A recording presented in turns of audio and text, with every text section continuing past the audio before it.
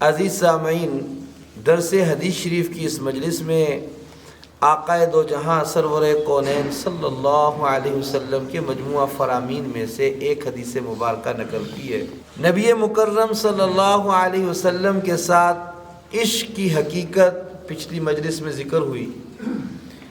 نبی اکرم صلی اللہ علیہ وسلم کا قرب کیسے حاصل ہو، نبی مکرم صلی اللہ تعالی علیہ وسلم کے قرب سے کیسے استفادہ کیا جائے، کیسے اس کو حاصل کیا جائے، حسنات کو قبول کر لیا جائے اور گناہوں کو معاف کر دیا جائے، نامہ اعمال دائیں ہاتھ میں مل جائے، پل صراط پر آسانی سے گزر جائے،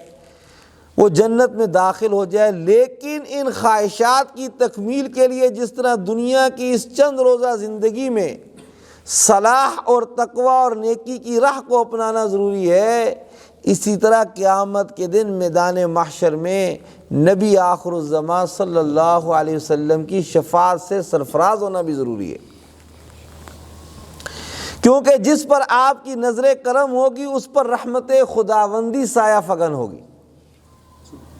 اور جو آپ صلی اللہ علیہ وسلم کی ناراضگی اور عتاب کا شکار ہوگا اس سے اللہ رب العزت کی رحمتیں بھی منہ موڑ لیں گی۔ اس حدیث مبارکہ میں حضور نبی مکرم صلی اللہ علیہ وسلم نے اپنے قرب اور اپنے بعد، اپنے سے دوری اور اپنے سے قریبی کا ذکر فرمایا کہ کون سے اعمال ہیں جن کے ذریعے انسان میرے قریب ہوگا، میرا امتی میرا قرب پائے گا، اور کون سے وہ اعمال ہیں جن کے ذریعے میرا امتی مجھ سے دوری اختیار کر لے گا۔